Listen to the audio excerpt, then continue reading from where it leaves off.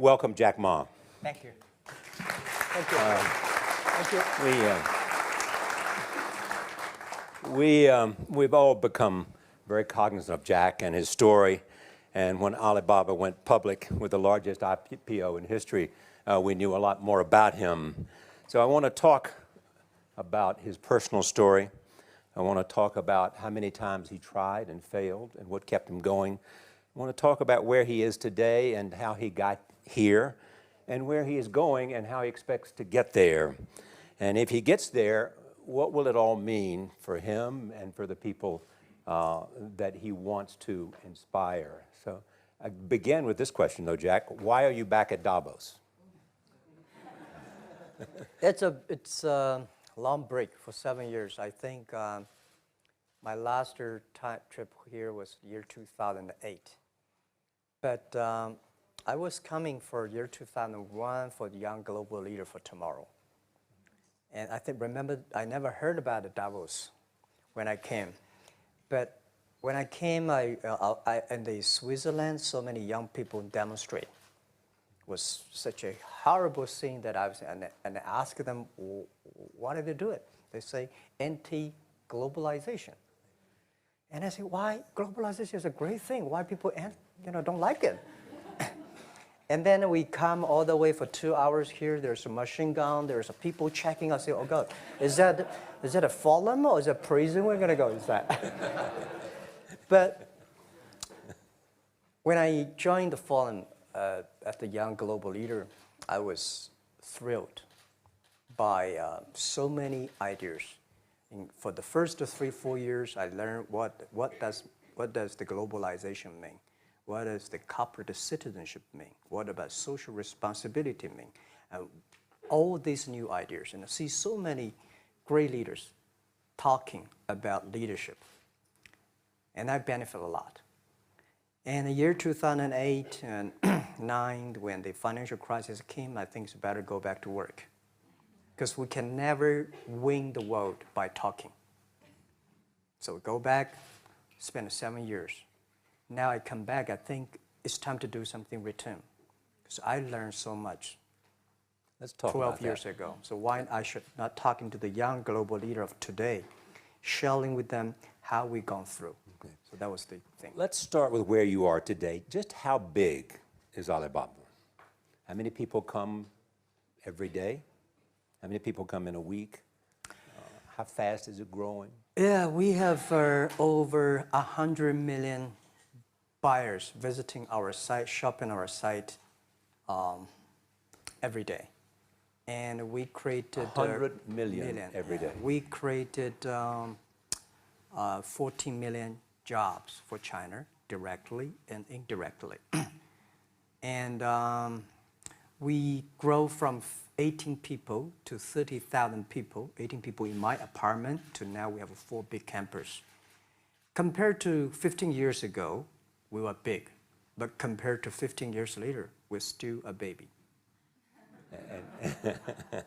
How big will you be 15 years from now? I think 15 years ago, I told my team that in the past 15 years, we grow from nothing to this size. And 15 years later, I want people to know about Alibaba, know Taobao, because it's already everywhere.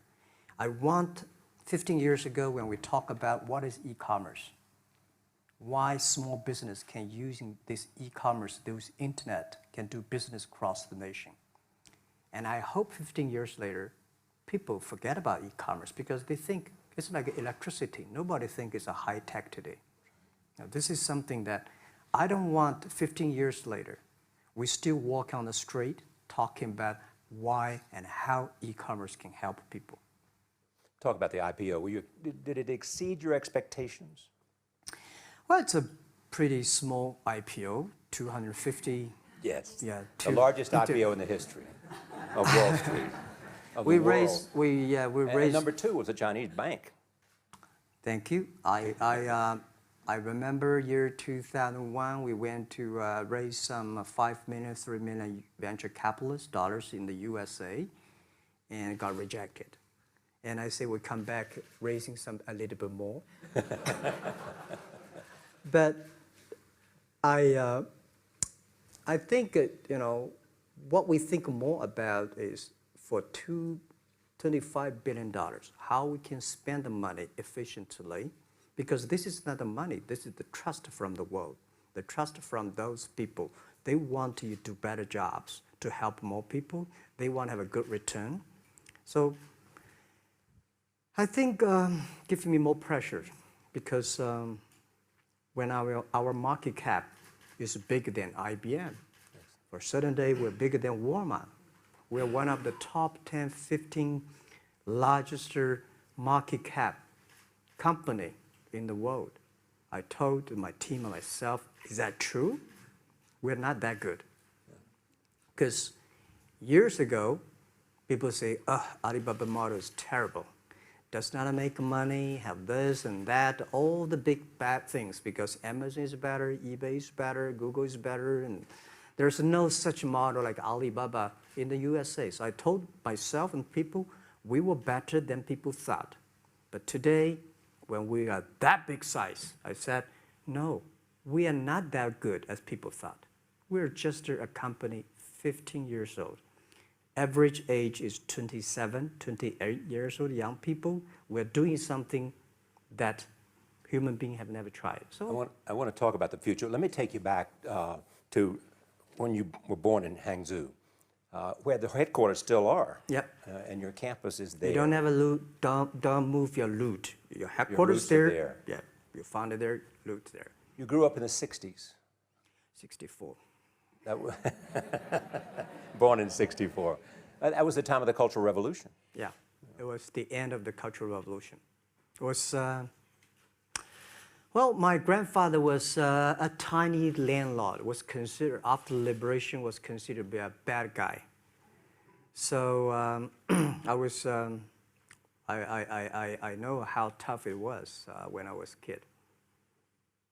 You tried to get into 3 colleges. Each time they rejected you. No, I tried. There is an examination that young people, if you want to go to university, you have to take the examinations. So I failed 3 times. Right. But a lot of fail. I failed for funny things that I failed a key primary school test for 2 times. And I failed 3 times for the middle schools.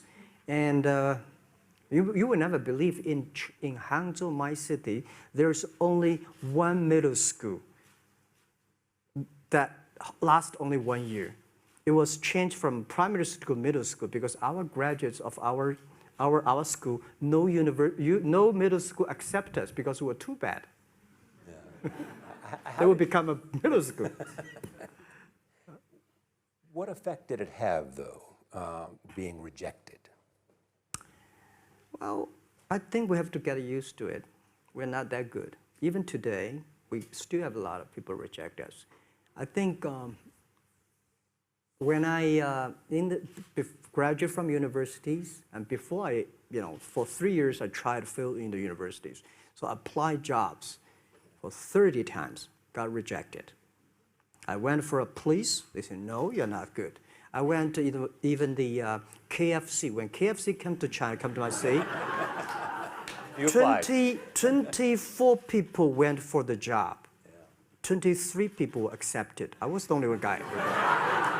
And we went for police. 5 people, 4 of them accepted. I was the only guy that I received it. So to me, being turned down, rejected. Oh, by the way, I told you that I applied for Harvard for 10 times, rejected. I know I'll be rejected. I just don't want to say that. They're sorry now. 10 times you wrote them and said, I'd like to come to Harvard. Yeah. And then I told myself, someday I should go teach there, maybe. I think that can be arranged. Richard Nixon came to Hangzhou. Yeah. And after that, tourists flooded the place. Yeah. And that's how you learned English. Yeah. I really like I don't know why, at 12, 13 years old, that time I suddenly fell in love into the language, the English. And there's no place you can learn English at that time. There's no books, English books. So I went to the Hangzhou Hotel, now called Hangzhou Shangri-La Hotel, because that was the hotel can receive the foreign visitors. So every morning for 9 years, I showed them around as a free guide, and they taught me English. And I think that changed me. Today, I'm 100% made in China. I've never got a one-day train outside China. Yeah. And when people talk to me, say, Jack, how can you speak English like that? Why sometimes you talk like an Western guys? I think that was the 9 years. These Western tourists opened my mind, because everything they told me are so different from the things I learned from the schools and from my parents. So now I have a habit. Whatever I see, whatever I read, I use my mind. Think about it for 2 minutes. Is that how Ma Jun became Jack Ma? Actually, Jack, the name was given by a lady in tennis. She's a tourist. She came here and she said, came to Hangzhou. We become a pen friends. Ma Ring is so difficult to pronounce. So she said, do you have an English name? I said, don't. So can you give me an English name? She said, okay. She said, my father called it Jack. My husband called Jack. What do you think about Jack? I said, good. So I've been using that for that many years. Yeah. First visit to America in 1995? 1995, yeah. I come here for a project helping the local government to building up a highway. And you tried the internet? I tried the internet in Seattle, and in a building called the U.S. Bank. I don't know whether the U.S. Bank is still there or not, but it's a building. And my friend opened a small office, which is like only 10% bigger than this room. And there are a lot of computers in there.